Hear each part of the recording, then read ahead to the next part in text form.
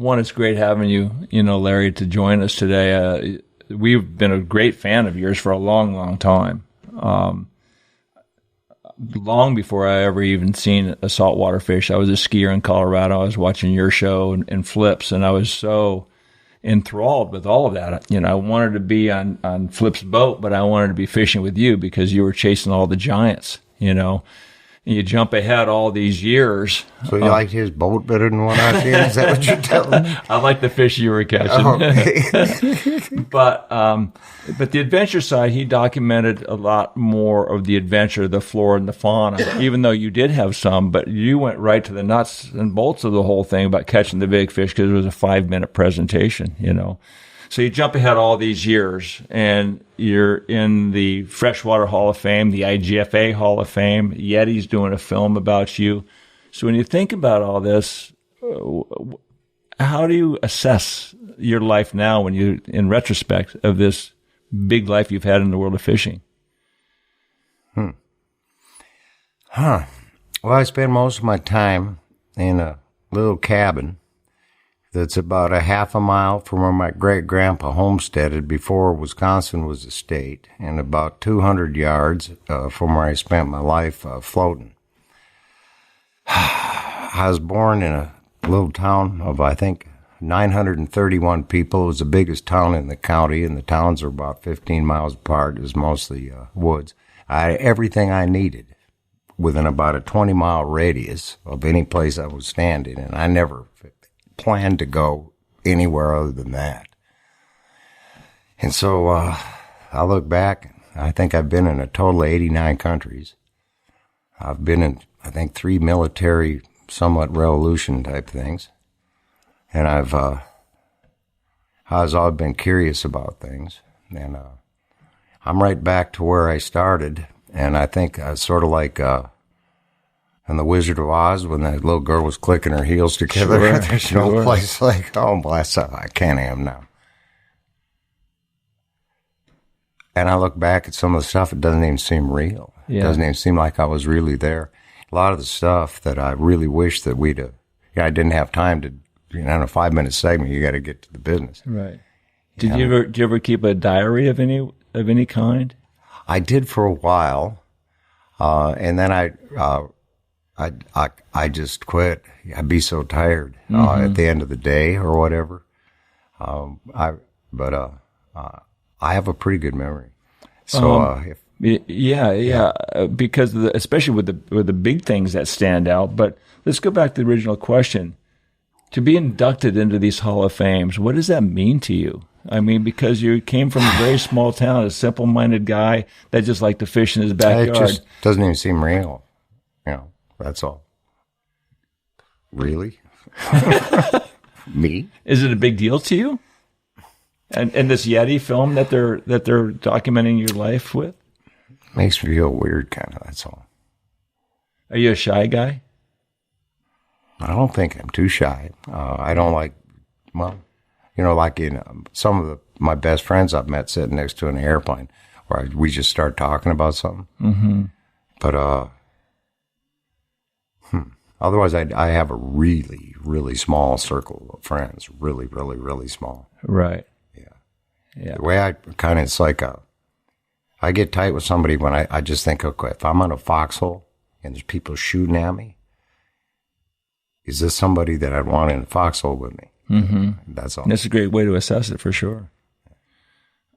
When you came in the door, we were speaking a little bit about your dad, and I could see you got a little bit sensitive. Tell me a little bit about your dad in those early years. My earliest memories of him are we're sitting in a basement, and there's a wood fire going. He's carving away at a piece of balsa wood, making a bobber for ice fishing. And then we went out, and we're sitting in an ice shack. I can hear the Coleman lantern, and I'm watching that orange bobber made out of balls about that big, about that wide, rubber binder around it. And you can move that rubber binder, and it changes the angle that that bobber would sit. I remember that thing went down. I start, back then as a handler, And there was noise. People were hollering about something.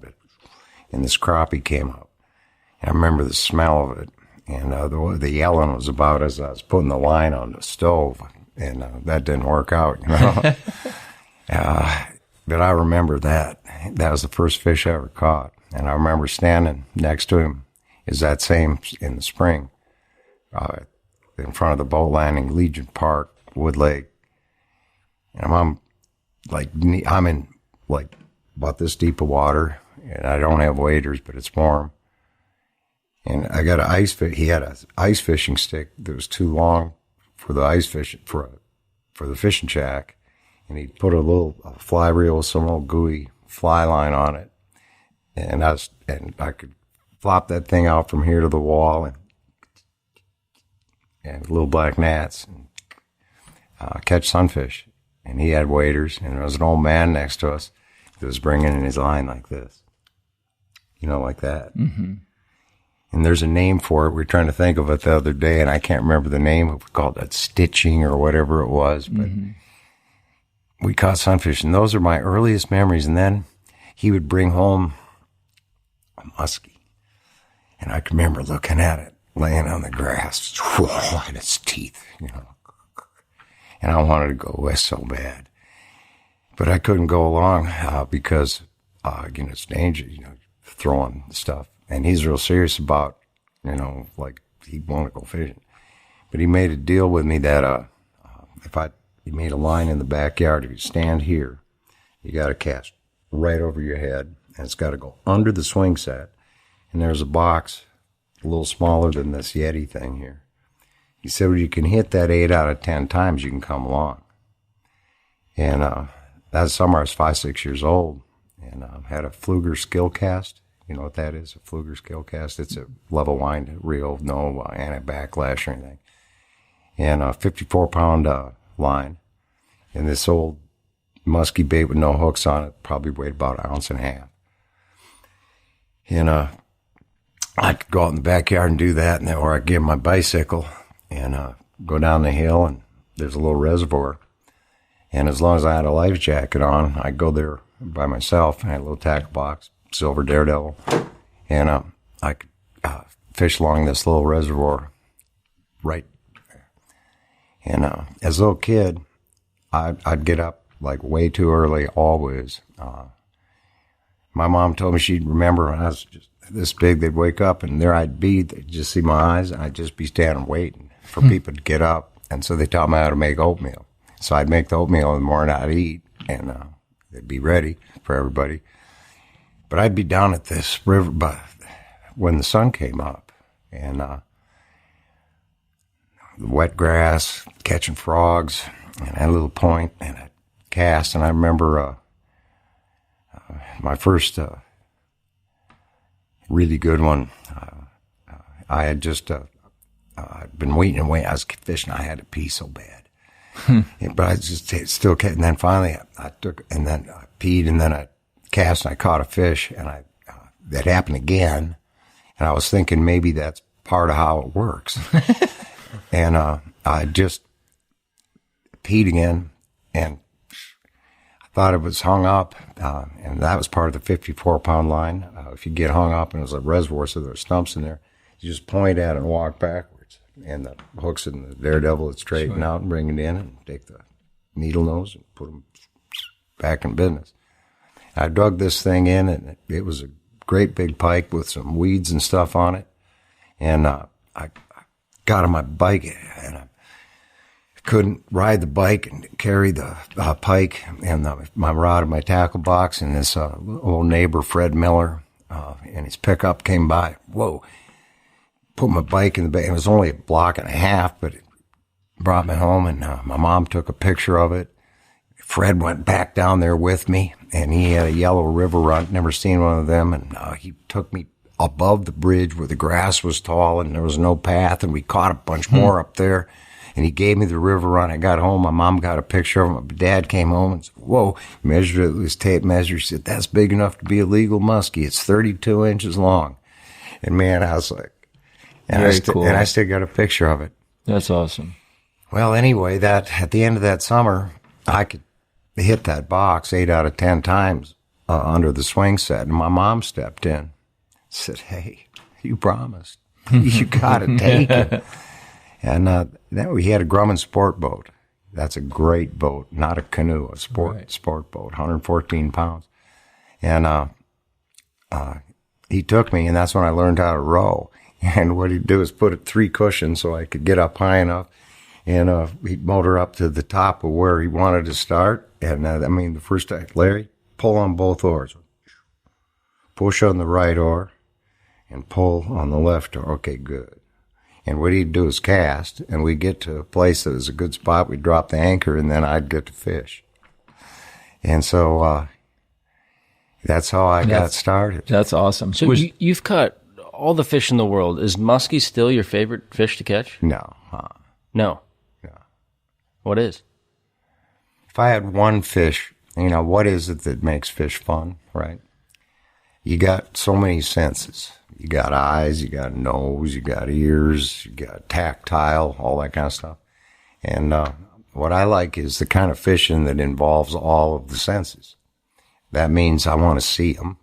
And it's even cooler if you see them before you can cast, because your heart gets beaten before you even did anything. You're a hunter. Yeah. And then, it's fun to watch them eat it. And after you hook them, it's pretty cool if they can pull hard, and it's even better if they jump really up in the air. And so, and then also it's kind of cool if you can get to catch them on any kind of gear you want.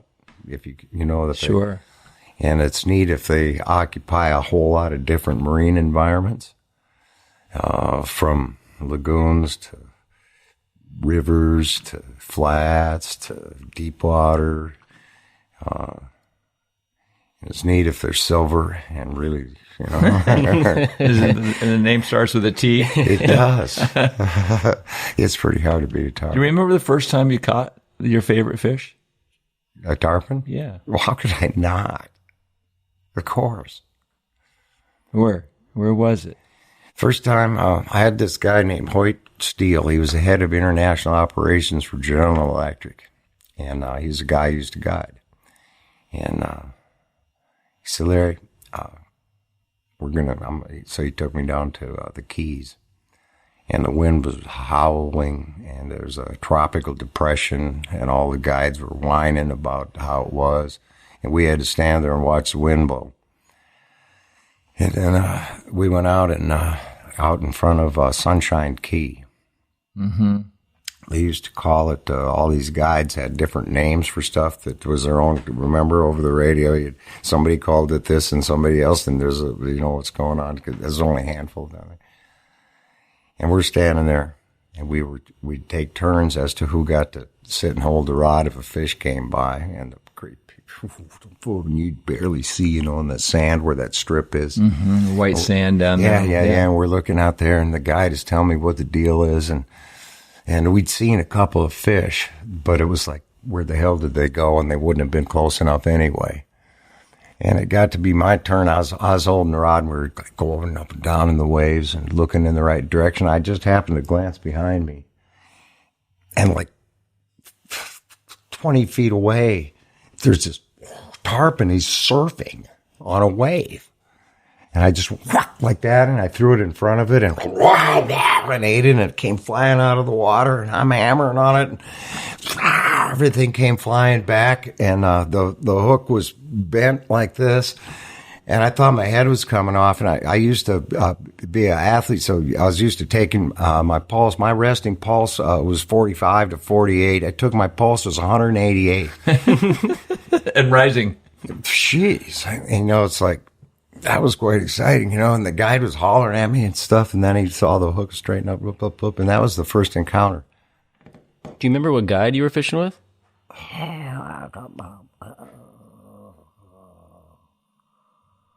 No. Yeah. What year was this? Was this in the early 80s? It would have been before that. It was in the 70s. Was it? Did that fish change your life in any way?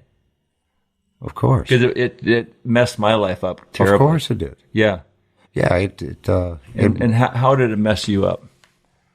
Well, no, it didn't mess me up. What it did, The world of angling is a sphere with a billion keyholes in Sure. it.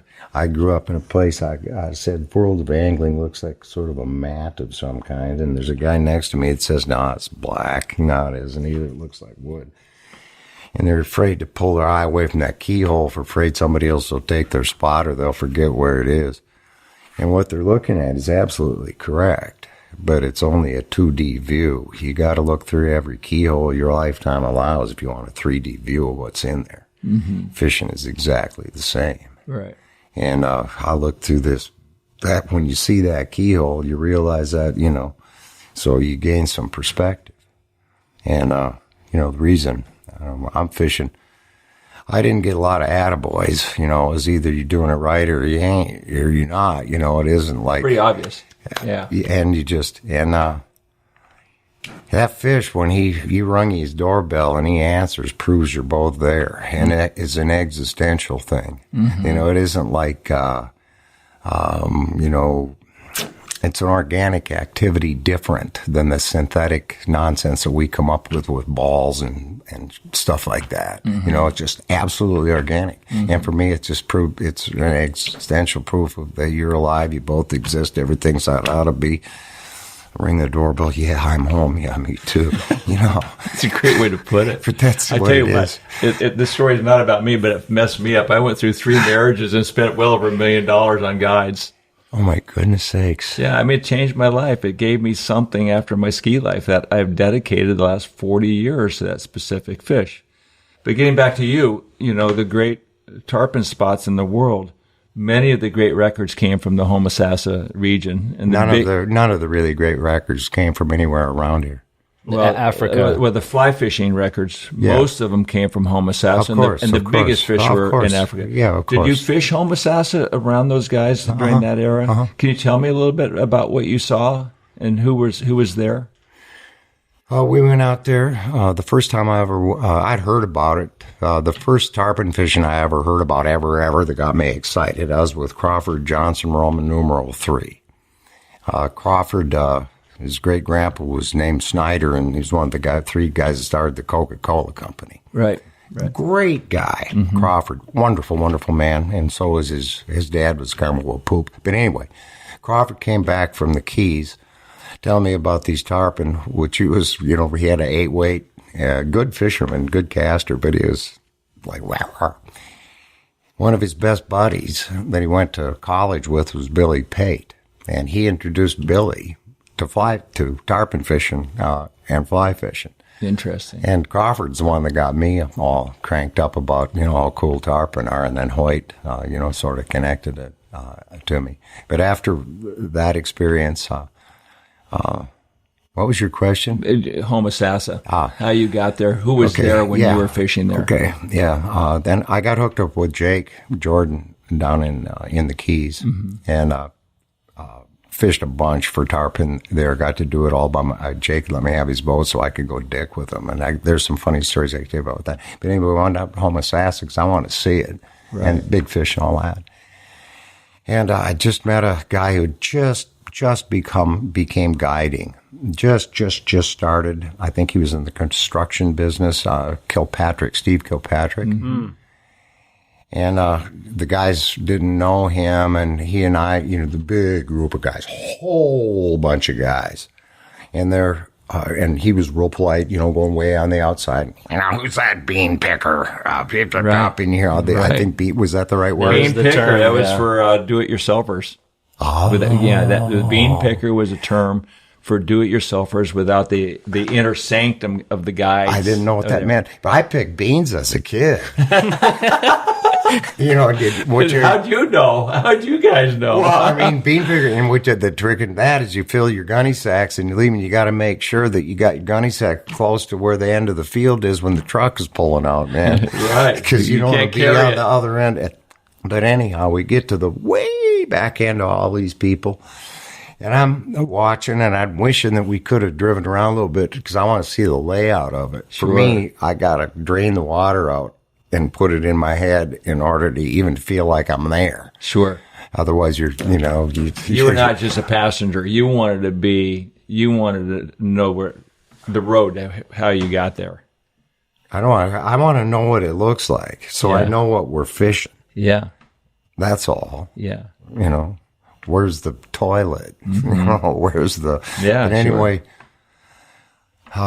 we get to way at the end, and I see these people flailing around in there, this and that, and it's just, you know, this is interesting. And every now and then you might see a tarpon that rolled, and, you know, and it's like pigeons being shot at, you know, by people that are flying by. And I don't know, I felt insulted by the bean picker thing, and I was getting bored. And so I stripped out all of his fly line and got it straight and everything. And I started aerializing a bunch of line just to kind of show off a little bit. And I just bombed a bomber cast. And then I just started bringing it in, and all of a sudden, there's a tarpon on the end of it, and we're way at the end of the line. And this thing started jumping and tearing through everybody, and we chased it way, way out into the netherland, and got it up pretty close to the boat. And then this guy came flying up it looked like he had a child's playpen that was up on top of a tower thing, and it was Billy Pig. Mm-hmm. And we landed this fish, and I think they estimated it was like 180 or something, so it was a nice big tarpon. Mm-hmm. And then I thought it was an interesting spot, and I'd picked up I can't even remember the name of the boat. Johnny Morris had just bought the company. It was a neat little flats boat. And I think that went out of business, and I had a friend of mine who I'd met in Costa Rica, had never fished tarpon, that lived down here, Scotty Speedgel. He was a pharmacist, a compounding pharmacist. And I had a bunch of muscle problems. And he was at this lodge, and I was great. And he gave me this stuff, and I put it on. It was like in a minute, you know. It was he had invented transdermal gel that he could deliver like anything, you know, anything from ibuprofen to, you know, prescription stuff. And I started using this, and it was wonderful. Come down to visit, we're going to hey, let's go over to Homosassa. You know, so it's my wife and him and his wife and me. And I thought it'd be kind of fun. We'll go find some crabs, because these tarpon are far more cooperative, as you know, with a crab than they are with anyhow. So we go, and we're getting out there, and something ain't feeling right. I've just picked this boat up from the factory, and we got crabs and these ladies, and I look, and oh shit. The pumps were screwed up, and this boat is filling up with water, and we better get this thing bailed out, or we're going to have to call the Marine Patrol. So I got and there's guys fishing, and you know, and I got to start the motor, and I get the motor started, and we get the water finally drained out, and the plugs plugged up, and come spin, you know, real quiet back around to the trolling motor, and they could tell, you know, that I was being polite and everything. And then the girls, you know, put the crabs on for the spinning. Right in the middle of all these fly fishermen. No, not in the middle. We're way off on the edge. Where the bean pickers are. Yeah. And it was pretty fun when we hooked up, and, you know. Did, you know, Steve Kilpatrick eventually caught the 202, the biggest tarpon ever caught on a fly. Really? With Jim Holland Jr., Steve Kilpatrick, your first guy. I think I was the first, you know. Yeah, so he eventually caught the largest tarpon ever caught on a fly rod with Jim Holland Jr. It was 202. Oh, that's really cool. Yeah. Did you ever chase records, chasing all these monster fish? When I first had the concept for the show, one of these ad guys, a friend of mine, was, you know, talking about different things, and I thought, well, yeah, it might be an idea. So the very first thing that I shot, I'd figured something out, where there's a creature called an Arctic sucker that's a prime thing for all the big fish that live in that type of water to eat.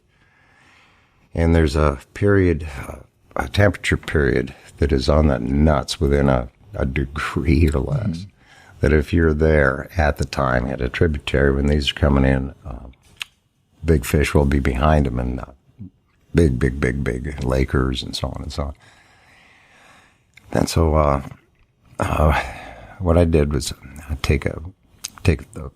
you come in on a float plane, and rather than have to run 100 miles here and there, and if you go for like 40 miles, it's like gaining a week.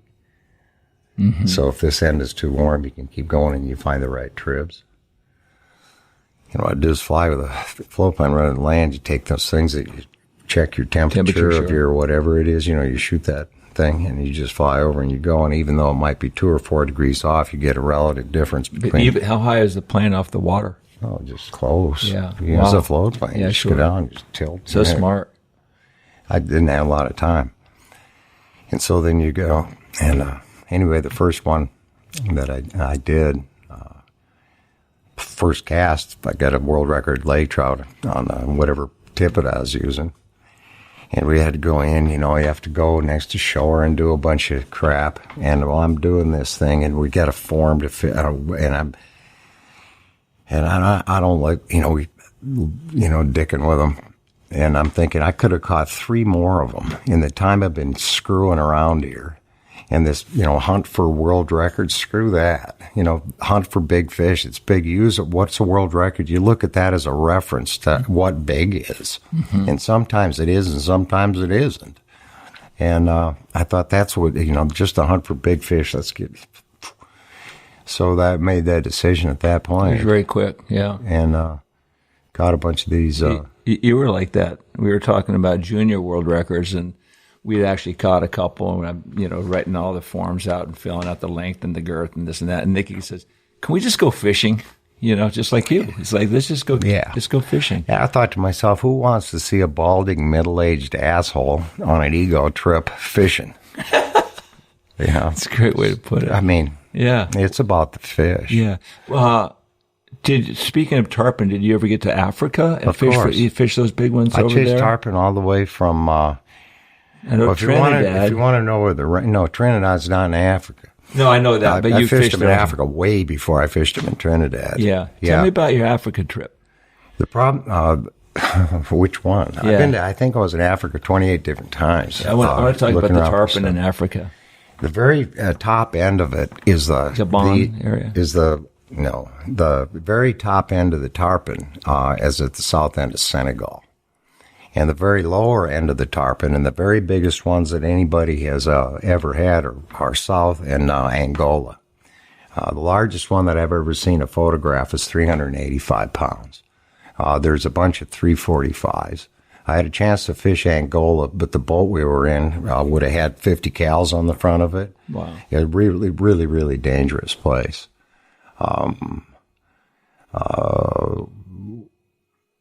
I have a suspicion that they're a different critter, my own guess is.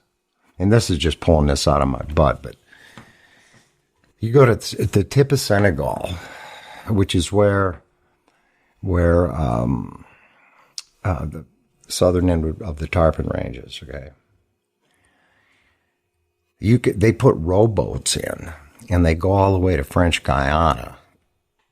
And It only takes like 30 days or 28 days because there's a current that runs there. And that's why the French have their space station and stuff right there in French Guiana. Well, there's another current that pops across that just happens to intersect equatorial with the southern range where the tarpon are in Africa. If a man can go like this and do it in a friggin' rowboat in that length of tarpon at time, a tarpon could get from there to there probably in 4 days. And so there's a possibility. And if you look at where the range is, where the big giant was at 288 that was caught in Lake Maracaibo, there's that triangle. We had one that taped out. Forget what it was. I think 260 or it was some outrageous number that we caught in Trinidad a few years ago. I'd have to look back or ask Jonathan what it was. And we sent all that data to Gerald Alt, the guy that did the Tarpon stuff. Mm-hmm. So that 385, was that netted or was that caught on rod and reel? It was caught on hook and line. Was it really? Yeah. What it looked like when he jumped out of the water? Usually their heads just go row, row, row when they're that big. But I fished them. I just started going river by river where I could get to them in Africa. The Ugluli, I think is the pronunciation of it, in Gabon,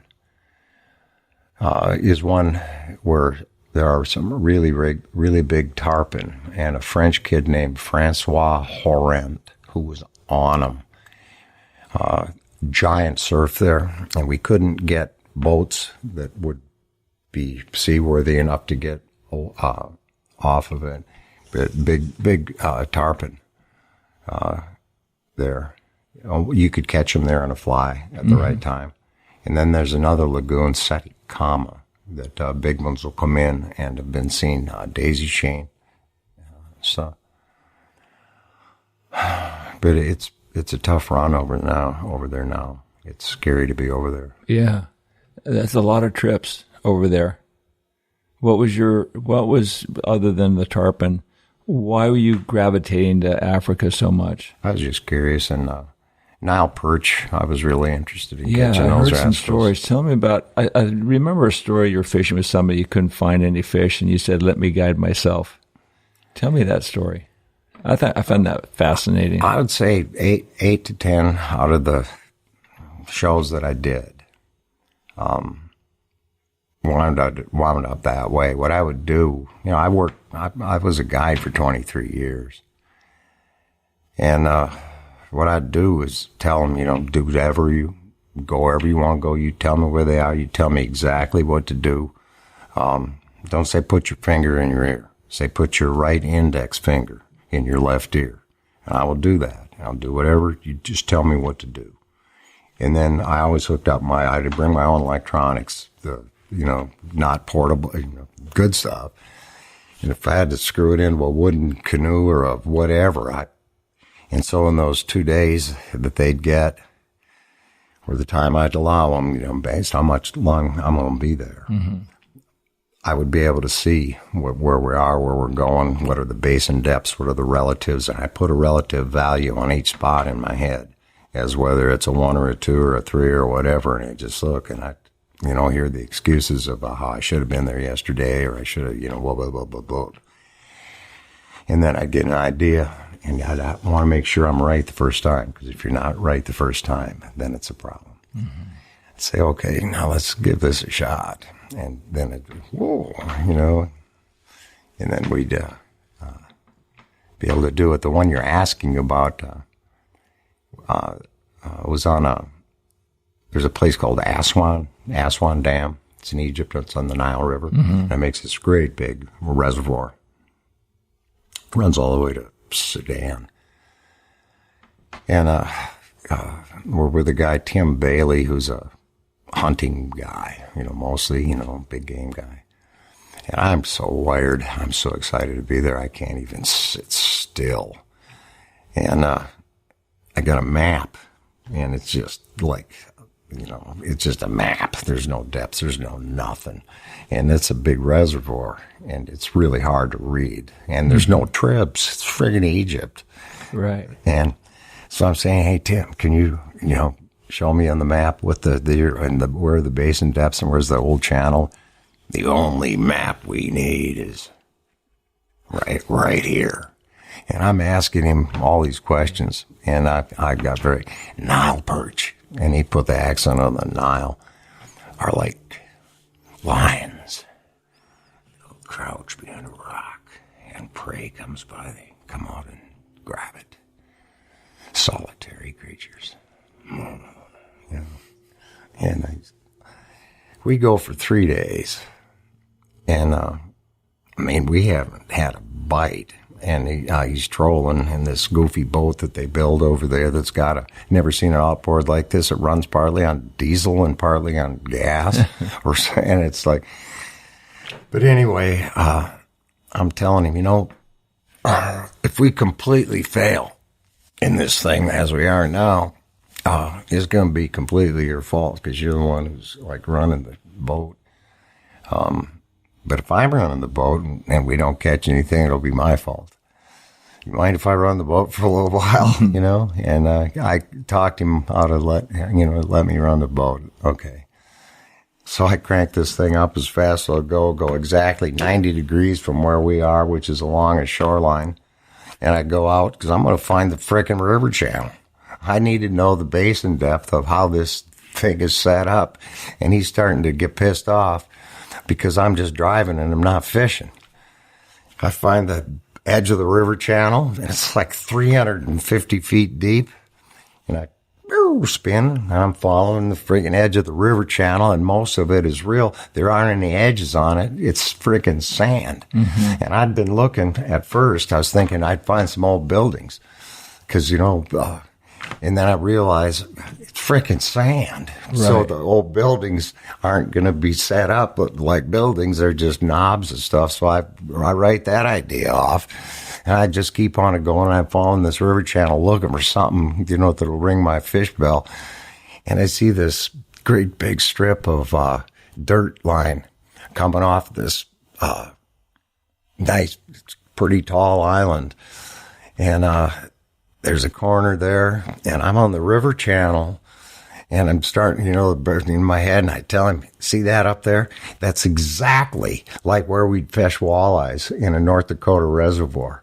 And there are going to be fish on the edge of this thing. That's amazing. And he says, Nile perch never would go. And I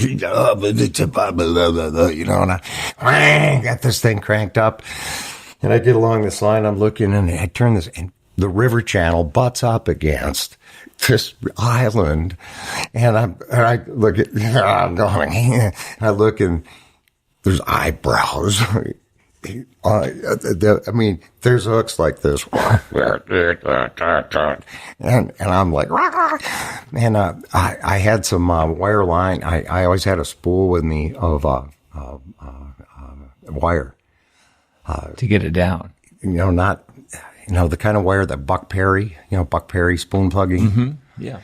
And with a mono, you got to bait the run at 10, run and back behind your boat with wire.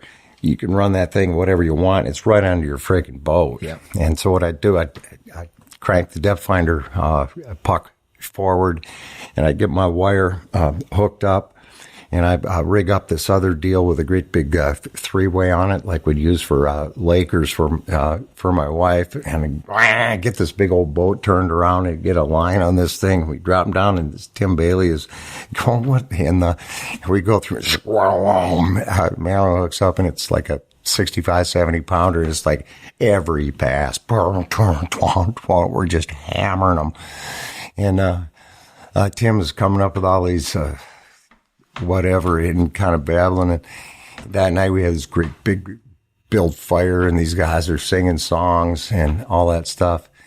And then I had this thing, and the next 3 days we ended up catching one that was like 8.5 feet long. Wow. I'll never forget it. We caught it first at like one that's was like 140, and it was at night. And the thing came, just as dark was coming, and it came up, and it jumped like greyhounded. And I'm like, this, and I had a real cameraman that was like a trained guy that used to come with me on some of them.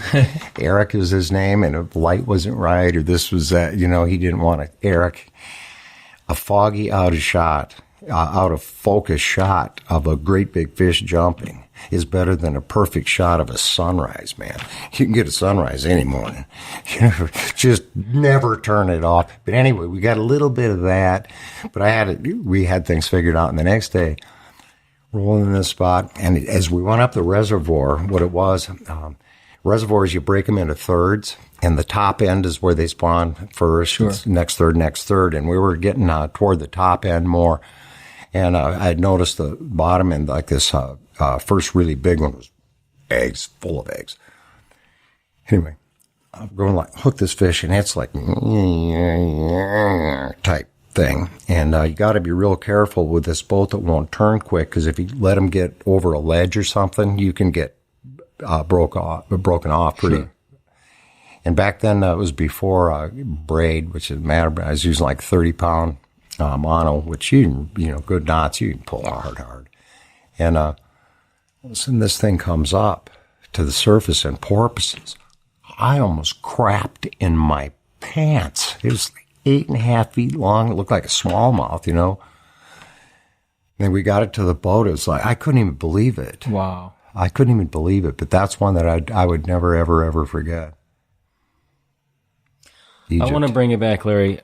My fishing heroes and idols, you were one of them. Jose Wahebi was another one. Flip was another one. Who were your fishing heroes growing up? Did you look up to someone who you really wanted to meet and gave you great inspiration? Actually, no. My dad, but the guys that were on TV or stuff, you just, and a couple of them came up fishing with us in the club, and they were not very skilled mechanically, and so we never had a lot of respect. My dad and I'd read the articles, fishing articles. I was a reader as a kid a lot, and I'd read these articles, and it was like, And my dad laughed, and he said, "Well, problem is, writers can't fish, and fishermen can't write, and that's why." Stuff doesn't make any sense to you. So I really, I got to fish every day. I fished 15 to 1,800 hours a summer for I don't know how many years. I fished every single day, all day. The other kids are swimming. I'm freaking going down the river fishing. See you later. Do you get bored if you're not on the water? Well, I get bored real easy if I'm not doing something. And I get real jumpy if I don't get to, I do. Yeah. I'd rather not. I like being on the water a lot. Yeah. Do you remember when you built the opening of your show, which was amazing because you had this sharp music like in your face, like boom, that's Mark Emery's music. And you had the elephant coming, and you had the fish flying, and it was just like, this is real fisherman TV, and we're gonna catch big stuff. So right away, your eyeballs you're sitting back and go, here comes Larry with something big today. Do you remember were you part of the editing at all? I had 0 employees. We would get home, and I get many different shooters I would use, and I'd pay them by the segment. That way it kept them awake. And I only wanted one shooter, because each guy you add to the contingent's going to cost you 15 minutes minimum at breakfast. And if I can catch 2 fish with one guy, easier than I catch 1 fish with 2 guys, especially if it's on the word Harry go, right? So I was always real lean that way. We'd get home, put in tape number 1, and get out my log sheet, and I logged every inch of footage. And then I would go to the edit suite, where I got a guy who's a lightning bolt on an editor. Hey, Jimmy, it's tape number 3, time code number blank. That's the first. And so I would just I sat in on every single minute. You logged everything and you told him made all edit decisions. That's awesome. A lot of times when I get to the edit suite, Jimmy was a real good musician. He's passed away, as have several of the other people I worked with, my main camera guys, I all ended up getting dead. But he'd have a bass track, a rhythm track, and he had a 68 Gibson SG. And I'd sit down and just jam for a half hour. And a lot of times we use that as a part of that as a soundtrack. That's awesome, man. Show. It's just stuff pulled out of your butt. Did you like editing? I enjoyed shooting and editing more than sometimes the rest of it. More than the fishing sometimes? And sometimes, yeah. Give me a situation where you like the editing and shooting better. When the fishing's poor, or are you fishing for a boring fish? My favorite one, this is so dumb. I was fishing the guy, nice fellow and a gifted musician, Sean Foster, I think his name. He was the first guy chasing these big redfish somewhere down here. What's it called? Mosquito Lagoon. Yeah. Or whatever. Do you remember sure. this guy? And I was not a big redfish guy. I always thought it was, you put on I went down with him. He takes a crab, cuts it in half, hooks it up, and then chases around. It spooks these fish, locates, and then throws a crab out. And I was sort of bored. I didn't think that was the best. It's my first redfish experience. And anyhow, I get back, and we're editing, putting this thing together. And I'd caught a few on lures, too, and it was sort of boring. And if you've done much editing, you know there's sometimes you get in what they call a box, where there's no way to get from this shot to this shot unless you have a bird fly by, and which isn't, And here I'm at the back of the boat fighting a redfish, or at the front, I forget. And then we end up landing it, have to have this, at the other end of the boat. And there's no way for me to cut it together. I'm in Minnesota, and I don't... And I get an idea, and there's this little gal that was the receptionist and kept track of stuff where we edited, and she knew how to moonwalk. And I'm not a dancer of any kind. So Anna taught me how to moonwalk, and I got my shooter out, and it got down real low. I've got a 24-foot Pathfinder at home, which is what I think we were fishing out of, and the gun will look the same. So I got in the back and just had her shoot my feet, or had my guy shoot my feet, and I moonwalked to the other end and then turned so that my feet matched what the shot was. And we cut that 3-4 seconds in and had a little music that sounded like one of his songs, I guess, and put that in, and it worked. Every time I looked at it, I would smile, and it made the show worthwhile. Nobody knows what goes on behind closed doors, right? Yeah. And then there was one other shot that I had fun with. It was had a little tiny lipstick cam, and I put it just back to the gill of the redfish, and so that when he opened his mouth, I can see you as the human. I've got the lure in the foreground. And the lure gets removed, and then when he closes his mouth, it cuts to black. And it was kind of fun, too. So the editing part is fun. So you were actually, as much of a fisherman that you were, an editor and a producer and a cinematographer. You did it all. You had both sides of the spectrum with your show. I shot a lot of the opens, too, where we were traveling. Mm-hmm. I had a little... I can't remember what it was. A neat little Canon made it. It was a little white camera that looked like a camera, but it shot really good, kind of grainy looking video, and shot a lot of stuff on the way to places with it. Was there a fish that really that you struggled with? Like the way you speak is like you could go anywhere and catch any fish. How much research were you doing, and what was the toughest fish you ever got? And did you ever go on a trip to shoot something you never got the fish? The only time that we had trips that I did not get a show, I think it happened only 2 or 3 times. It was marlin fishing, where we had driving around, and the only guy fishing is the guy driving the boat, and we didn't get see any fish. There weren't any there. You can't catch a fish that doesn't exist. Yeah. But otherwise, I was pretty lucky. Right. What about your passion for fly tying and designing lures and creating... I don't think I have a passion for that. You don't have a passion for that? No, I wouldn't call it a passion. So did that come... what it is, where I grew up, we made a lot of our own stuff because you didn't have access to it. Necessity. Or you didn't have what you needed.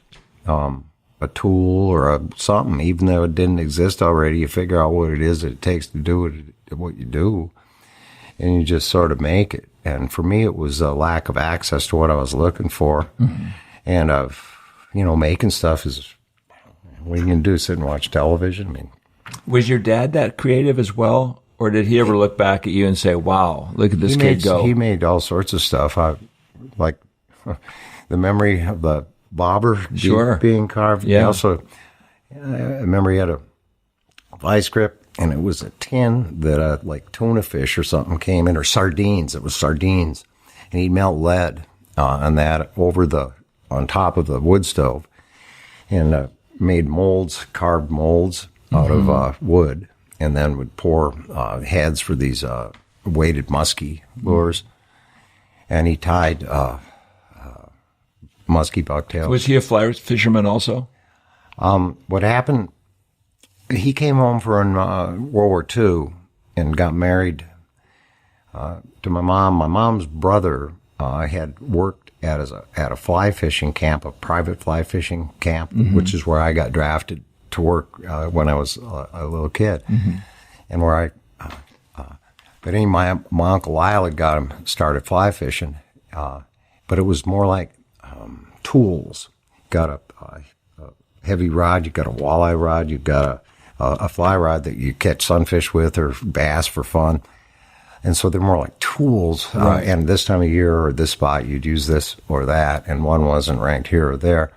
But he got introduced to fly fishing in that, and then started having muskies cut off his bass poppers. So he'd take his walleye rod with a muskie bait on it, and they used like a Fluger bait caster, a small bait casting rod.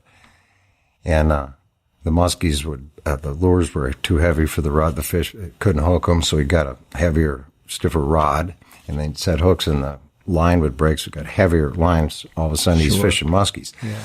Because you know what, I've always said this, a big part of fly fishing is that we're willing to accept the liabilities. It's harder, but certain situations. It's the most effective way in many, many ways. It's the right tool. Yes, because of course. Because in the middle of the day, you can get the fly to a tarpon, and tarpon don't feed during the middle of the day usually. And on a beach in the clear sand, you can bump it and get it in there, right? So that really that's fits just into one thing. what you're talking many, about. Many things. So you got fish that eat bugs. You got fish that eat each other. And if you're, what's a bug? In salt water, crabs and shrimp are the bugs. Big Venn diagram. Okay. Fish that eat each other. Another fish that eat bugs, and there's this place where they overlap. Sure. And sometimes fish that eat bugs get so big that they flip over to the other side and eat insects. Sometimes insects become so abundant that fish that normally eat each other shift over to the other side. The bug thing is about proxemics. If you're a trout guy or you're trying to catch any species of trout, line and current, if you take a small, non-threatening object and you drift it into the cube of space, the size of which he would inhale when he goes like that, he's sitting there. Fish sleep most of the time. They're asleep. But unlike you and I, they don't have a superchiasmatic nuclei, this thing that brings you from asleep to awake. So, like, we take a second to sort of wake up. If when we wake up it's the smell of bacon, we might be drooling. If it's the smell of the house burning down, we're headed for the frickin' window, and we didn't even know how we got there for a second. Right. A fish is instantly able to do that. And God taps him on the shoulder and says, "Pal, take a deep breath or you're going to starve to death." And they go, and then they go again, and it spits it out. So whether it be a tarpon that you have dead drifted a crab or a shrimp into this thing, and this a trout or an Atlantic salmon, even I've had some really interesting experience where you catch everyone you can see. If you can execute the move, which is not an easy move, to dead drift into a cube of space and then twitch at the right time. But if you do that, it's an automatic bite for fish that eat bugs. The trigger for fish that eat each other is 180 degrees opposite that. It is that it reacted to the presence of this predator, and I'm getting the hell out of here. Right. And then it's the other way. And with a weightless object, which is, fly rods are designed for a certain reason. Sure. Yeah. With a plug, the weight of the plug, the lure loads the rod. The rod casts the lure, and the lure pulls the line out with it. Fly fishing, the weight of the line overcomes the wind resistance. Absolutely. And it's a whole different thing. And so it depends on what you're trying to deliver. Yeah. No, I get that. But the one arm tied, well, yeah, I didn't catch anything, but I was using a fly rod. Yeah, I was fishing with one arm tied behind me. Well, that's a whole nother deal. And I call those guys fly weenies. Like you got tuna weenies, fly weenies, muskie weenies. That's people who look through keyholes, only one. If you've tried them all and you come back and you say, this is, okay, cool. I dig that. But I think really. And I just want to be clear, we're not fly weenies. We love bait fishing, offshore fishing. We love that stuff. Yeah. Oh, I just love how sensitive you are. Look how much. I said that just to see if you get that reaction. You see, because I know my dad was feeling like that. But. No, I like catching fish, and I don't care. I'm not a snob. What's so important is you learn it all. Yeah. It's like, okay, I'm a mechanic, but I only have a socket wrench, yeah. A screwdriver. And they're all fun. They're all fun. Sure, but I think that's the magic of Larry Dahlberg. Oh, okay. You can go anywhere with any type of fishing tools, bait casters, spinners, fly rods, any kind of fish, and catch them. I'm thinking that's the magic of Larry Dahlberg, right? I think there's many, many, many people who are capable of doing that. I don't think so. Oh, I don't think so. How many people have done 350-some shows in 87 countries in 27 years? Nobody. That has nothing to do with it. Yes, it does. It has a lot to do with it. How many people out there doing what you did all those years? What's that got to do with it? I'm just trying to tell you that that's the magic of what you do, and you're bringing to the table all this knowledge and all this experience, just like the Nile perch. You know, you went there and told that guy where the fish were, and he had no idea, and he lived there. Well, I think that happens quite a bit too. You know, that there's people that don't know. What other fishermen do you know that has done what you can do? Well, not what I can do and what I have done is two different things. But there's a lot of people I think that have the ability to do that. I would think, if you fish for a living. I don't know. I don't know a lot of people. Okay, I'm just trying to TV guys. That's a compliment, Larry. That's a big compliment. Well, thank you very much. But I don't know if it's Well, you're so humble. I don't know about that. I have a question for you, Larry. Were you ever hesitant to show a certain technique or a certain way you fished on national TV because of how effective it was? Yes. What was it? And where? I forgot. No, you didn't. To this day, you don't talk about it. Why? Why not? Well, because of what you said. Because it's so effective, you don't want anyone else to know. It's best. Yeah. How do you feel about the footprint of fishermen, around the world and how crowded it is, and there's no secrets, and where you go to that honey hole that you once had, you see 3 boats. Fishermen are a lot like muskies; they follow, and it's sad to see. Okay, let's say that we've got 10 lakes. And they're all in equal size. And we've got 100 fishermen. In the natural way of things, 10 guys go here, 8 guys go here, 2 guys will go at 15, and there's a distribution. Now we have a lot of competitions. And so what we do is we take all 100 of them, they are here, and then 100, and we end up putting the maximum amount of pressure on the water with a minimum number of anglers. And it would be best if they all spread out. And so it disturbs me some when I see big gatherings of hundreds of people that are in these, tournaments. And the other thing, the competitive side of angling, you get away from the organic part where it's you and the fish. And instead the reward becomes secondary. It's the pounds of fish or the, Mm-hmm. And it to me, it changes it really a lot. In not a good way. Is there anything that you miss that you can no longer have that you once experienced? Oh, absolute solitude. On the river I grew up on,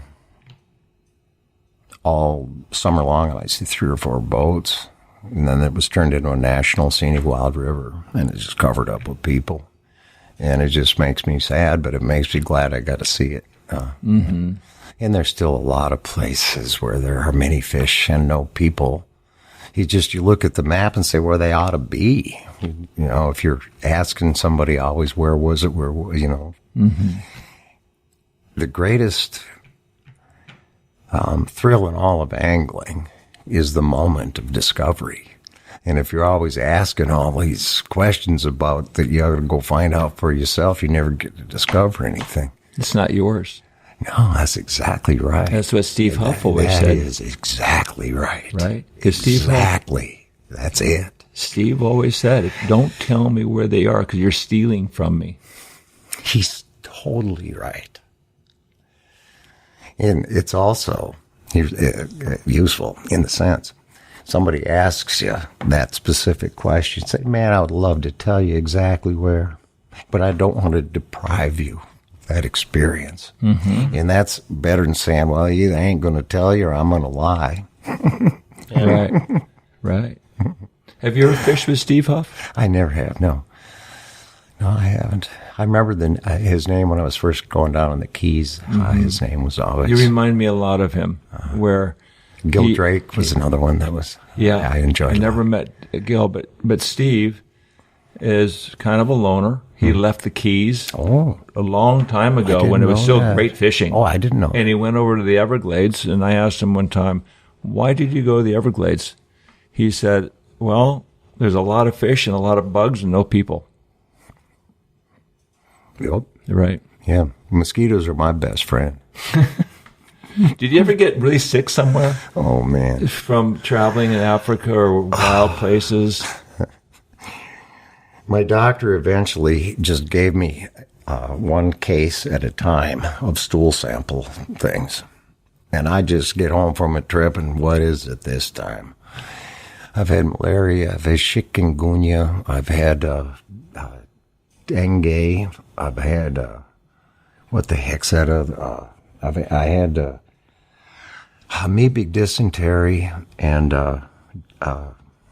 another one, I forget, with the ones that look like little stingrays in the microscope. At the same time, I lost 18 pounds in 10 days in Nicaragua.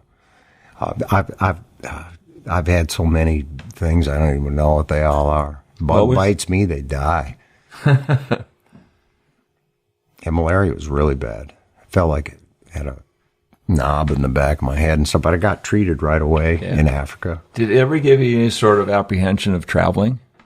No. Given the sickness and No, illness? it didn't. I'm not sure why, but it really didn't. I just had to get to go where I was going, and so what? You know, just drink more water and let it fly. Yeah. No. What's the most creative thing you think that you've developed?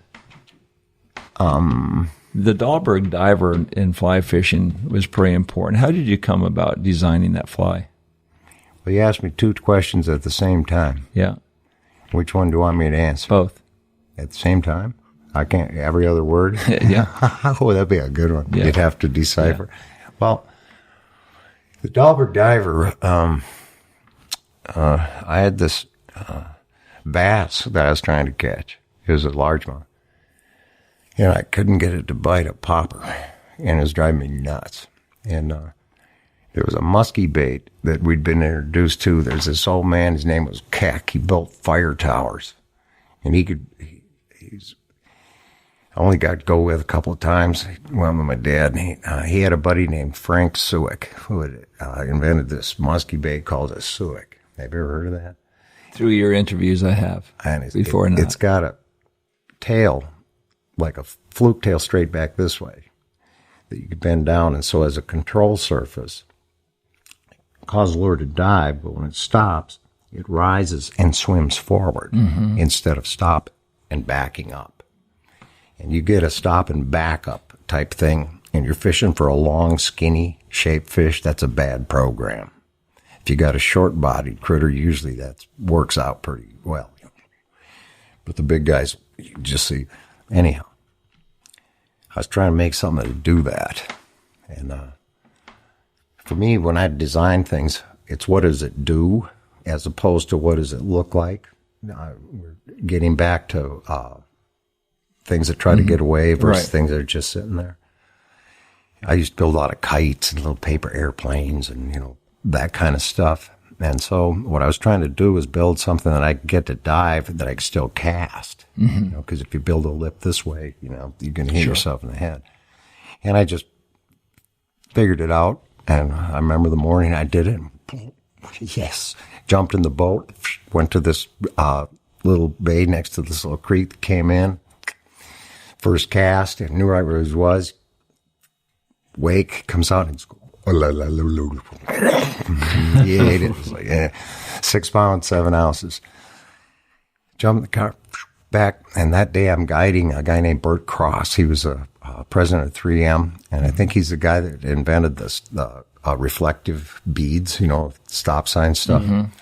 Neat guy, funny guy, and a real sloppy caster. And he has buddies with him. And in this club, if you caught a 3.5 pounder, you're on the honor roll. And that's what everybody wanted. Bert had never been on the honor roll. And unfortunately, his buddy had never been there before. Catches an honor roll smallmouth on a Flashaboo streamer I'd given him. And Bert was kind of, we're at the mouth of this river trib. It's got a stair step that's just a mofo. You can't get up it unless you're real strong, good at a push pull, and you want to hurt yourself.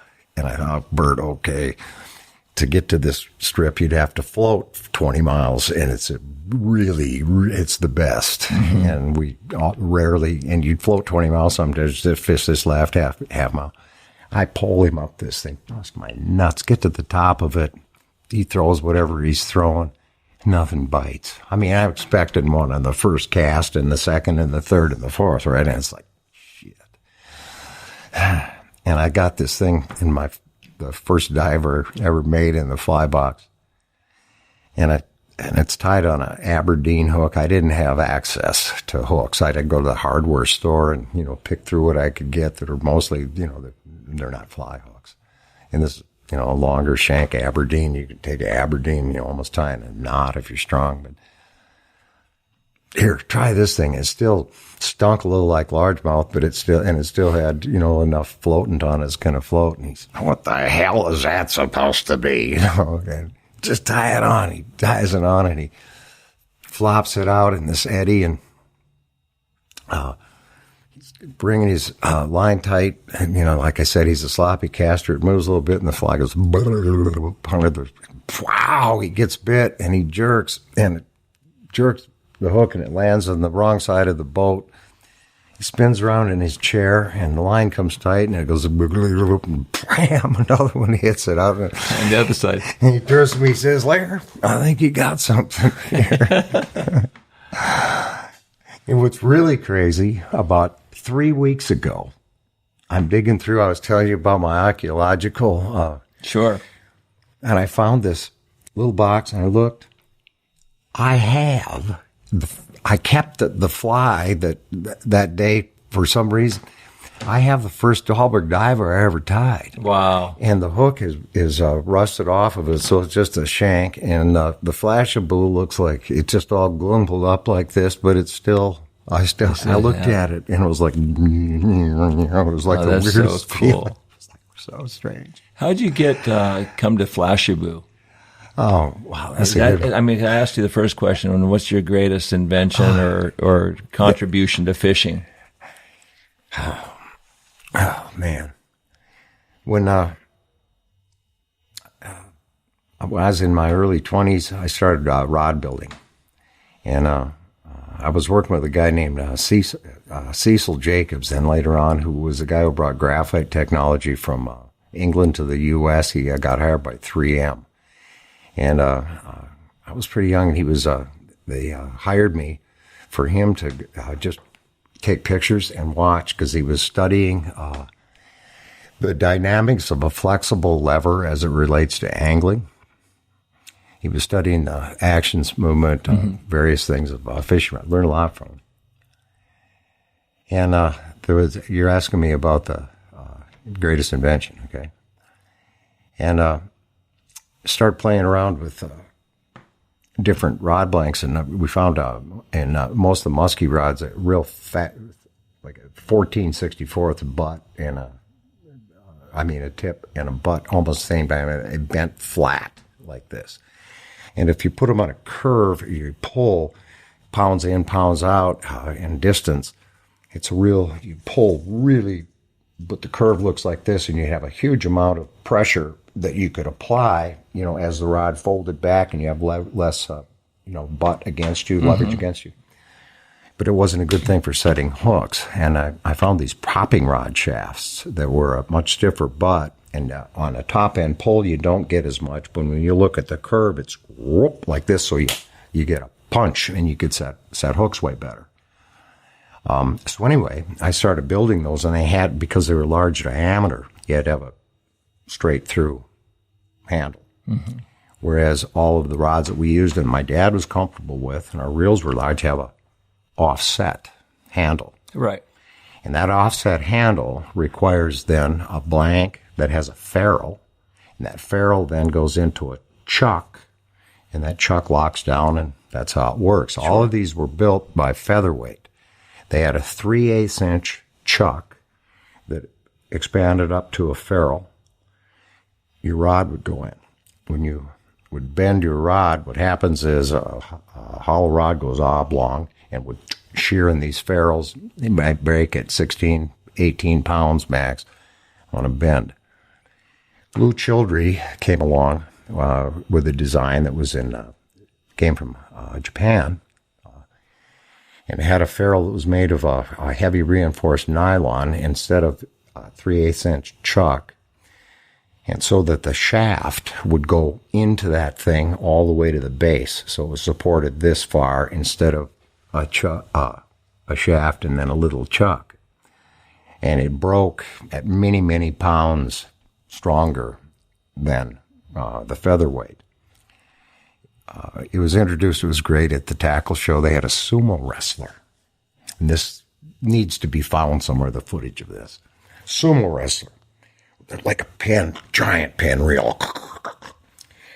Going down to a pulley, up to a scale, hooked to a fishing rod, and it's in a glass booth, and he'd hook it up and this rod would start bending, and the scale would go, and then kabow, it would explode. You could hear it all over the auditorium, the ICAST. Mm-hmm.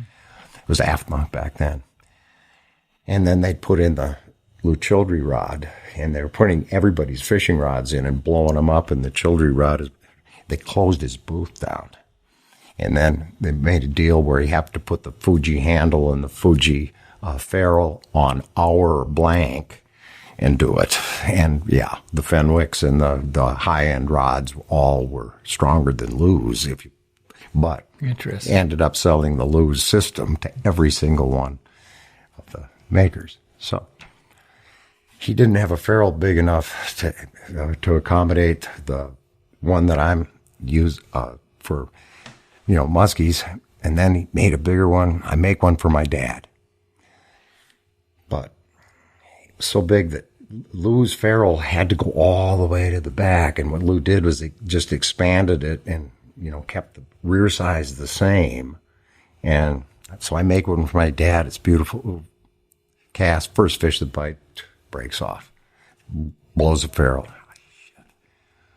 So I start thinking, I'm thinking, it's offset. Oh, I have an idea. So I bought big cork, and cork is drilled right in the middle, right? Mm-hmm. I just plugged the middle, and I drilled it offset, and so I had like maybe just a little more than a 64th of an inch wall thickness, and I put them on this shaft offset up. And so you put your reel on, it felt just like it was, a pistol grip or a recessed handle. Break it twice the breaking strength as it goes all the way through as the others. And then I showed somebody, oh man, you got to. So I made a bass handle, and you make it offset, and it looks like, but it still goes all the way through. Whoa! And so this guy and I patented this. Took it to a group. It's called a private placement, I think, where a group of investors, like 18 or 20 years of fixed number, get to look at it, have to sign non-disclosure agreements. And we wanted to fund this and build it. And I drew up a marketing plan that involved I could take a helium balloon and float these rods. They weighed like 3.25 ounces instead of 8 or 10 or 12 ounces. And then I take everybody else's rods and take the same balloons in there, laying on the ground. And that was part of the, marketing plan. Yeah, sure. So I meet on Friday night with Mark Sozen, I think Lefty, Jerry Gibbs. Remember him? Sure. Great guy. I'd like to find him again. And one of the other outdoor writers. And we're in a hotel room, and I show it to him. My God, Larry, this is the greatest invention in the last 100 years. Why didn't anybody else think of this? We get into the show. I look, and I see a bunch of balloons floating with rods. I walk back. It's a Berkeley lightning rod. Someone had run with that down to the Berkeley. Wow. And they said thank you. And I think what they did, they did it just the way we did, but they connected. They had to glue something together, or they did something, and it was some questions. And at home somewhere, if I dig around, there's a letter. There was a man, I won't say the names, but he was the head of the Rod and Reel Committee, and the president of a large tackle company was the head of the Rod and Reel Company. And the letter goes out to all of the rod companies. Yes, this is a very important innovation, and, we're all obviously going to need to, adapt this. Small company, don't think they've got any money. If we all stick together, it's probably not a damn thing they can do about it. And we tried to fight it, and it's just... Mm-hmm. But so I think that was my greatest contribution, actually. Tell me about the Flashaboo. That was a good one. There's a man, the greatest fly fisherman I was ever fishing with in my life, ever, that really influenced me, was a man named Chuck Walton. He was a head chemist for 3M, lived down in Sugarloaf Key, and he held the world record permit for many, many, many years. Hmm. And a Montana guy, great big guy, called me Buster. And Walton... the first time in a boat with him, he was real, like one of them guys, and he was kind of, well known as, man, this dude can cast. And so I was going to mess with him a little bit, and we got there's this big tree leaning out, and there's a bunch of beaver crap, and it's a cast that, shit, I don't think I could have done it. And, I'm telling him where to fit, we're here and there, and he's like showing off, looking at me, making sure, I'm watching. And, I put the boat in a position that I thought this thing was impossible. And he throws this real tight loop in a curve behind this thing like that, works it out, and he doesn't get a bite. Because any other place I'd tell him, he would get a bite. And he looks at me, he says, do I need to throw another one in there? No. And from that moment on, I was the only one he'd let see his fly box. And it was me and him, we fished together. That's it. We had a muskie follow, and he wanted to see the stuff that me and my dad used to fish for muskies. He wanted to go catch that rascal tomorrow. And I showed him, spinners and stuff. So he ties this fly about this big. And back then, we just had real crinkly, crappy, the stuff you'd make a muddler out of, mm-hmm. The body of, whatever that is. It's a flat, wiry, or metal tint, so it's metallic. Mm-hmm. So he had that, and he tied a bunch of it in a wad in the front of this streamer to imitate the spinner. Okay? Sure. Yeah. And he took it and fished it, and it didn't catch crap. But I remembered that. And I'm still young. I was young enough that I'm still, I think I was wearing pajamas and we're decorating the Christmas tree. And my mom was a real cheapskate, and they had just come out with Mylar tinsel. And, and I had this old lady named Mrs. Daniels, and drove me nuts. They bet $1 for the biggest, the first, and the most. And I always had to take Mrs. Daniels. And she had never caught a smallmouth, not one. And she'd been fishing for 10 years up there with her husband. Her husband is the president of ADM Corporation, Archer Daniels Midland Daniels. And to me, $3 is a lot of money. But betting against a lady, this is just wrong.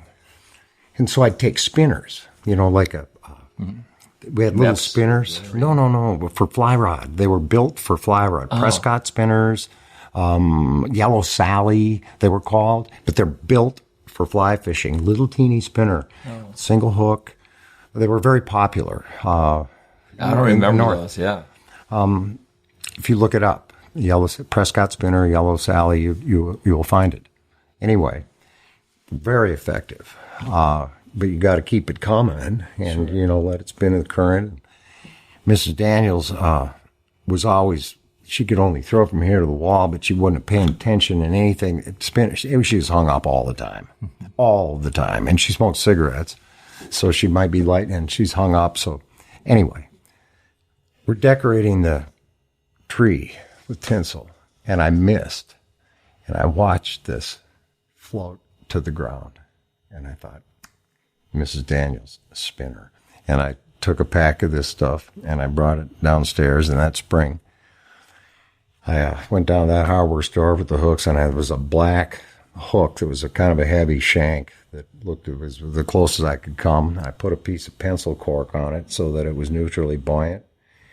And then I put some chenille over it and I made a flashaboo wing and I put a little deer hair type head. I'd never seen a muddler minnow.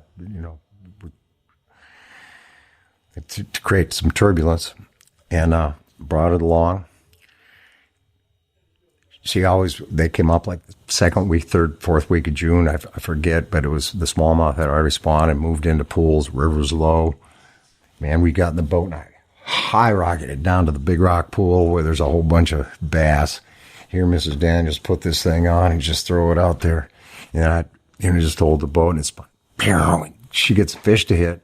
She'd never had a bite before, so she didn't know what to do. She'd just go like this. She'd just pucker up and put her elbows, and we got her to set hooks. And, man, we start catching bass. And she's keeping track by tearing the heads off. She caught like 10 or something and figured, well, we're going to lose count. So she started tearing the heads off of matches. And then she started having to tear a thing in the matchbook. And then she wanted a cigarette. She didn't have any matches. And I didn't have the lunchbox with me with matches in it. And it was getting to be time anyhow. So we get down to the lunch spot and we're a little bit ahead of everybody. And they're coming in. She's jumping up and down. Her husband comes and she's looking for matches. And she wants to know how many fish he's caught.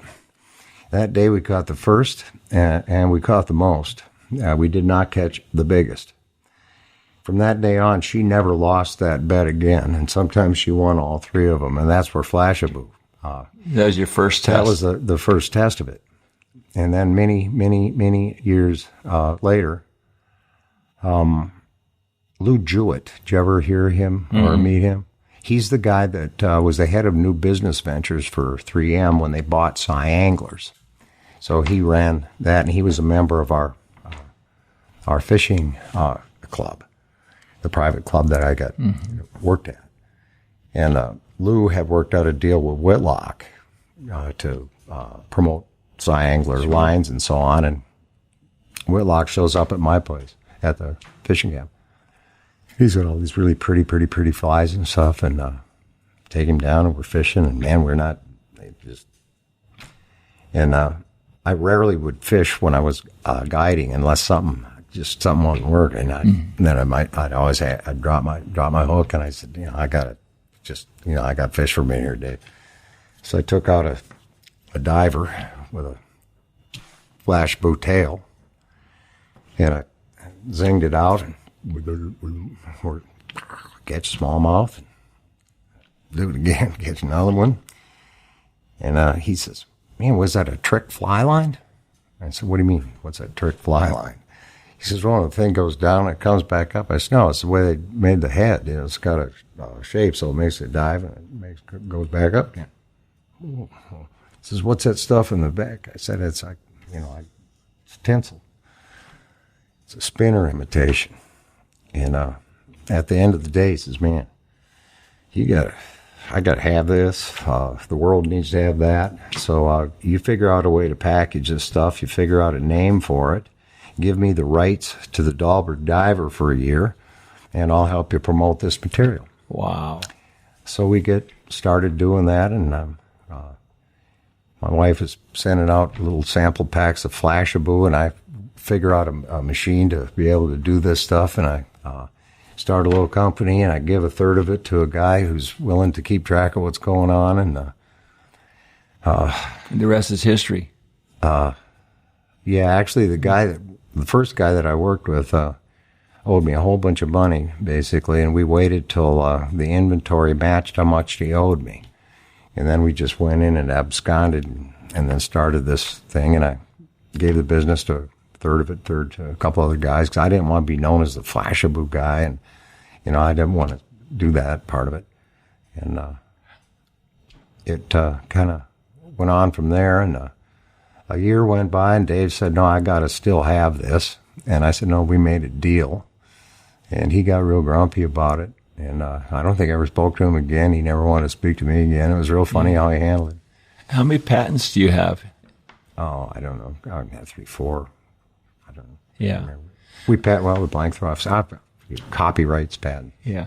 Did you ever do any underwater microphone stuff to hear how things sound? Why'd you ask me that? Did you know that? Do you know? No. I'm just assuming because you talked about how things sound, dive and stuff. In early 70s, when I went to work at this Burger Brothers Sporting Goods,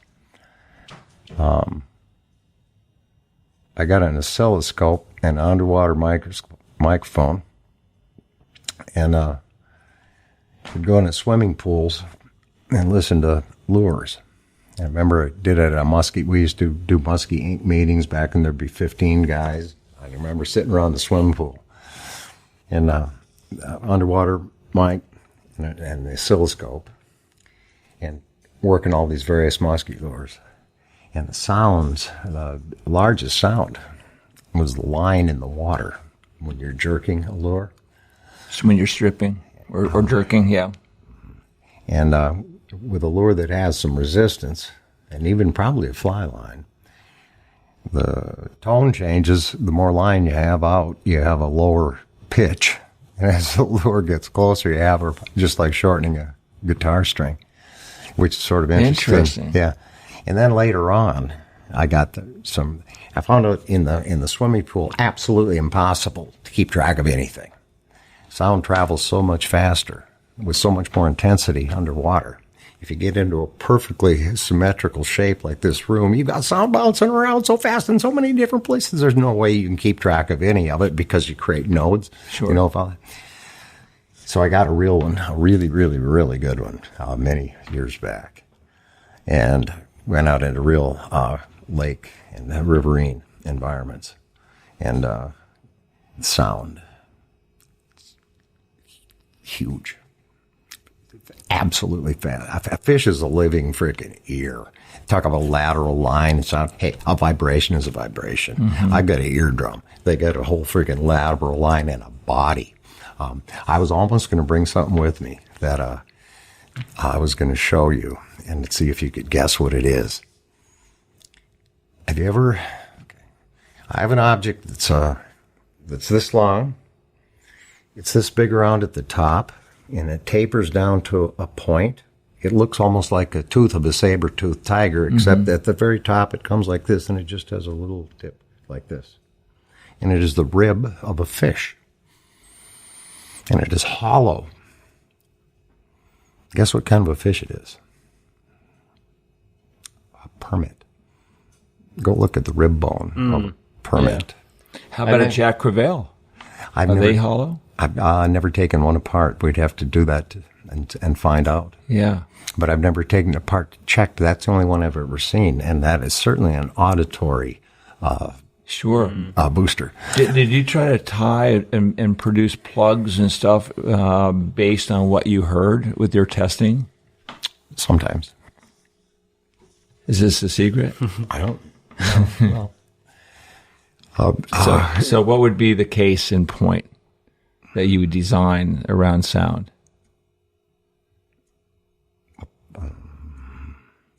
A permit or any other predator, but the sound isn't, there's sounds other than rattles. The hooks, all baits rattle like crazy. When their hooks are banging up against their sides, if you really you take they all go unless you take those hooks away. The sound of them striking an object is a huge deal. Sometimes, depending, I found a deal with a pike where they'd be laying in very, very cold, 42-degree water where they're laying, and in the shallows it might be 65 or 70, where you've got these big temperature variations. And you see them laying, and you can run stuff by them, and absolutely no reaction. And you couldn't even tell, but I'm standing up on a step ladder looking down, and you can see what's going on. And I found that I put something in front of them, and the only sound that I'm looking to get is the sound, and all you're doing is going, not hopping, making the line loose and tight. Loose, tight, loose, tight. So not even moving the lure. No, don't move the lure. Loose, tight, loose, tight, loose, tight, loose, tight. This thing is asleep. And then you'll see it might take 30 seconds, 10 seconds, or 3 minutes.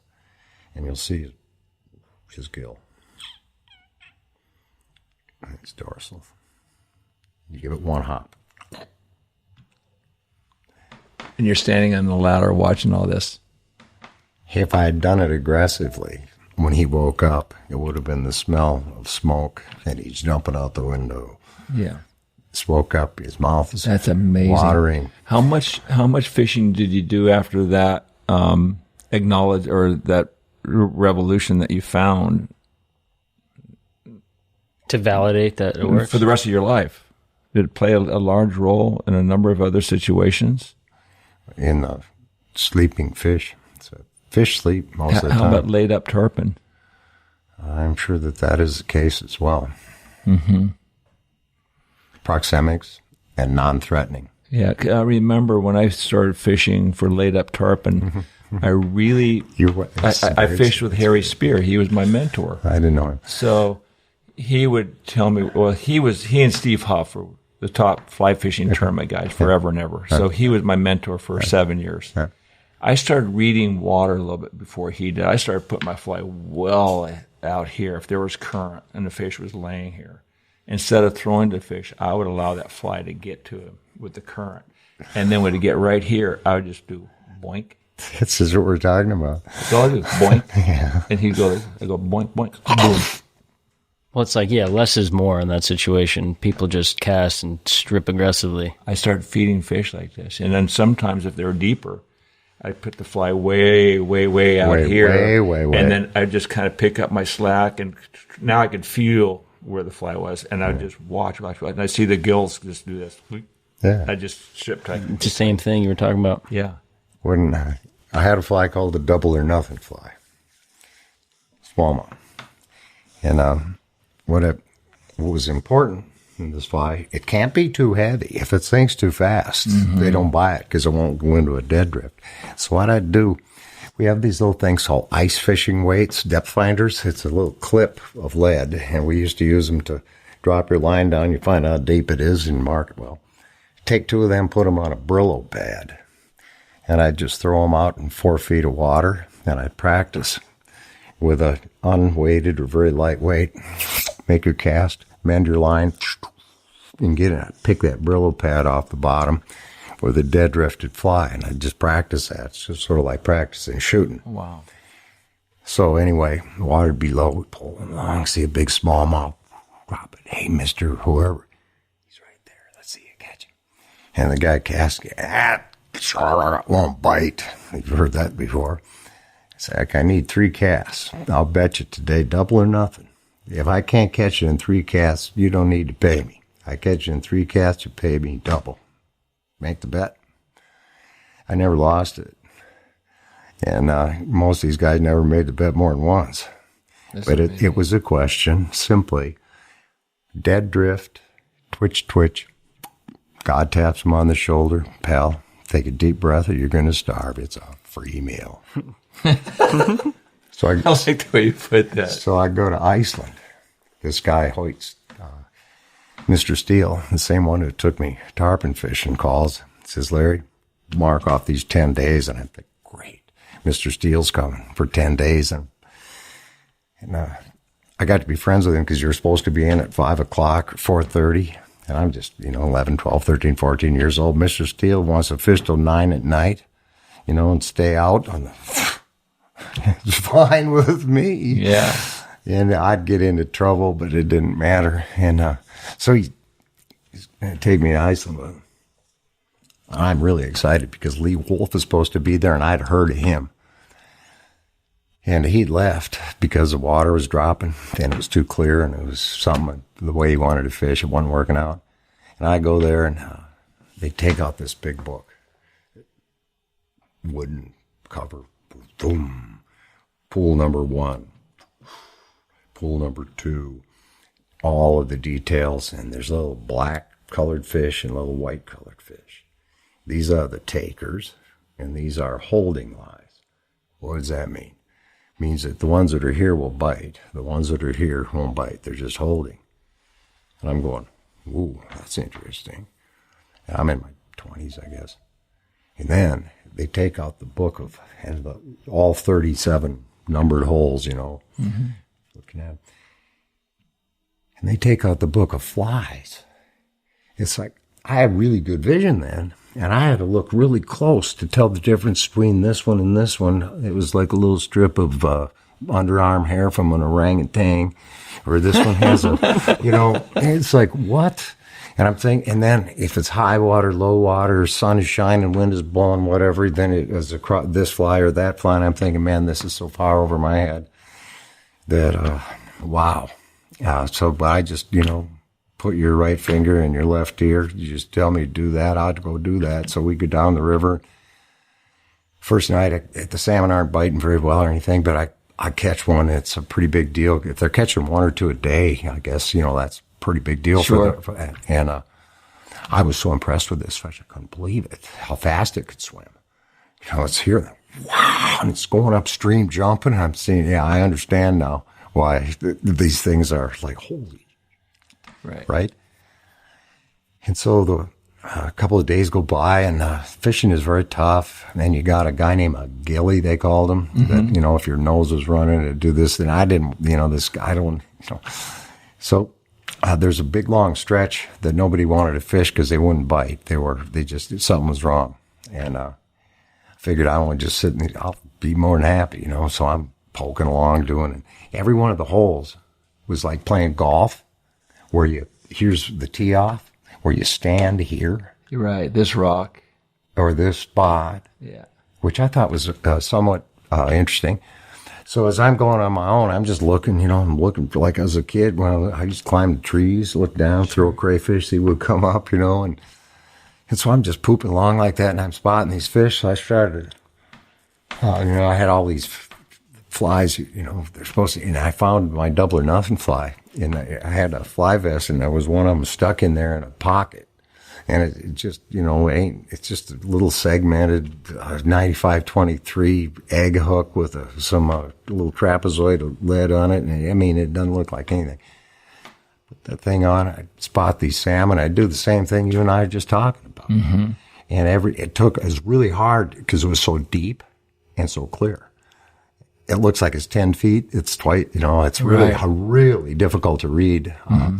So I'm adding leader, 15, 18, 20 feet leader, and that little moldable lead. Remember that stuff? Sure. And you get that stuff strung out right, and you can dead drift with it. It isn't like having wonk, Right. And so if I could get it to them, I was catching them, and they told me to kill every one of them. That's how you do it then. You kill the salmon, and the number that were total accumulation in the stream would be the number, it would affect the number of rods that they could sell the next year. Yes, yes. So they want you to kill them. And they said, kill them, all of them. So that's what I did. And, I'm just going along, and fighting, and bring another. And I found out if I run downhill, it's way faster, instead of, dicking around. If you get downstream from it, it just book like hell. You just keep them pulling and you get them to swim up in the gravel bar and, go womple and, anyhow, you have to come, the river has to rest during the middle of the day. Did you know that? Where they don't let you fish for a couple hours. The river has to rest. It's like a rule. Yeah, I've heard of that before, but it never made sense to me. Yeah, the river, he has no problem. He's going downhill. But anyhow, so we come in at noon so the river can rest. And, hey, Larry, did you get any of those things to bite? Yeah, I figured them out. They bit the double or nothing. He says, yeah. How many? I don't know, but a lot of them. So, hey, Pfeffy, go up and, Larry's got some fish up there. So Pfeffy goes walking up and Pfeffy comes back carrying as many as he can. And then he goes back with a wheelbarrow. And, he brought back a whole bunch of them. And, it was enough to more than pay for my trip, actually. And, then the Icelanders went down there and they thought I was snagging them or something. And they're looking for freaking holes, in the fish, and there aren't any. And we got Thorstein Thorsteinsson, who is the greatest salmon fisherman of all of Iceland, and his brother-in-law, Gunnar Hansen, who's the editor of the Morgenbladet. Remember the newspaper in Iceland is the Morgenbladet? Mm-mm. Well, those two guys, that's it. And they're hilarious guys. And they're wondering, what the fuck, is going on? What's he... And Hoyt has got this great big smile, right? Well, show us the fly. I broke it off. I lost it. I said, but I can make another one. I need a hook. And so we go up and eating there. Good food there. I gained 10 pounds. In Iceland, even walking as a food is so good. But anyway, I take one of these beautiful salmon flies, and I've got those cheap, when those replaceable razors first came out, you could break them apart and you got a little strip. Sure.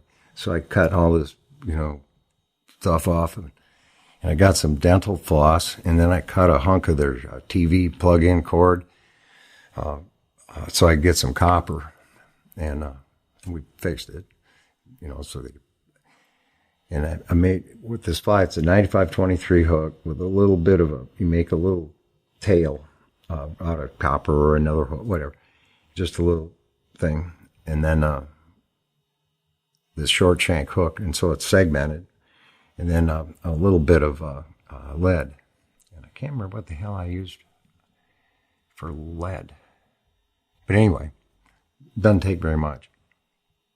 And then I was sitting on this couch, and it's got fuzzy brownish gray, whatever it's made out of, so I just picked the fuzz off the couch, dubbed it with the dental floss, and I made this fly. And it looks like, this, you compare it to the one that I just destroyed. This thing looks like a booger, with blood and nose hair.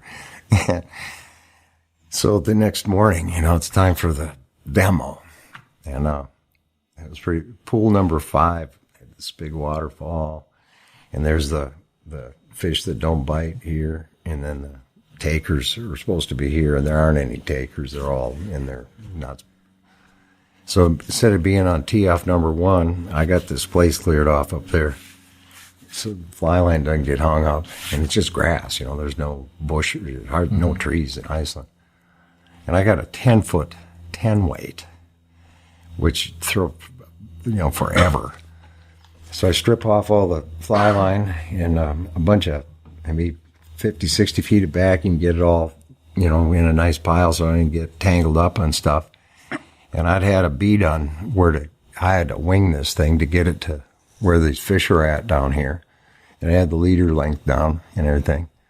And usually what I'd do is put a stick in where I start, and then where I end up stopping, I might put a rock if I'm discovering, if I'm trying to comb something. But anyway, I got it rigged up. So I bomb this thing out, and it's all the backing and stuff is not laying. And then I got it run and crank because the backing. I'm up on this cliff, but So I get things organized. I'm running over here and cranking up a little bit, and then coming over here cranking up, and I'm trying to get the fly line to get in the seam so I can get the leader to turn over upside down, underwater.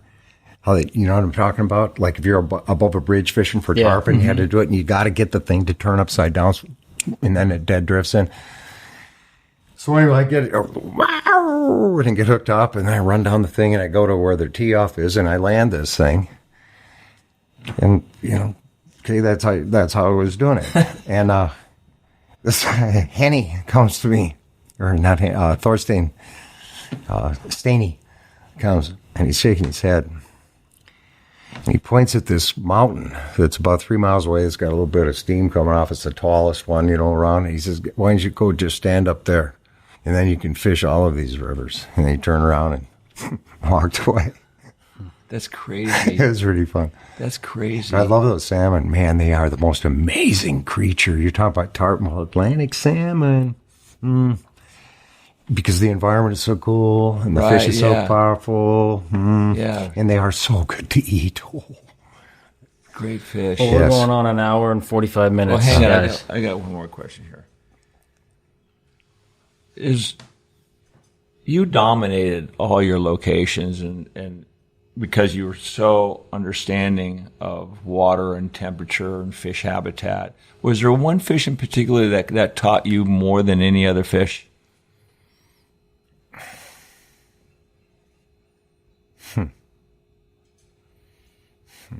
Well, maybe pike, because of the stage of my life I was in, and I happened to be after those creatures. But I learned really a lot about temp, a lot about how it moves them, and so on. And that's only seasonal. The temp thing is a big seasonal thing. But the other thing I learned, one interesting. I'm on my ladder looking, and I find that all these places could be a 5,000 acre bay, and you might have an area that's 20 yards square. That's where the warm water, and everybody's there. And what I kept finding, I'd see these patches of white, like pie plate size stuff. And I'm seeing it. The Indian asked the guy I'm with, what's that? He says, it's shit from a goose. I said, no, there's no geese. That's not. When I dig around, I find these scales. And what it was is these big pike. Well, they would feed into the very warmest water and take a shit.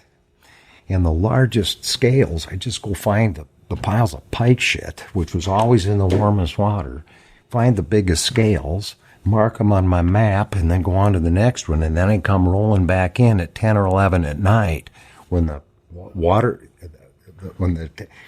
I think I told you, these pike would be laying in cold water. You could catch them on a jigging. They'd move, and 30 minutes later, they'd be suspended. You couldn't catch them no more what you did.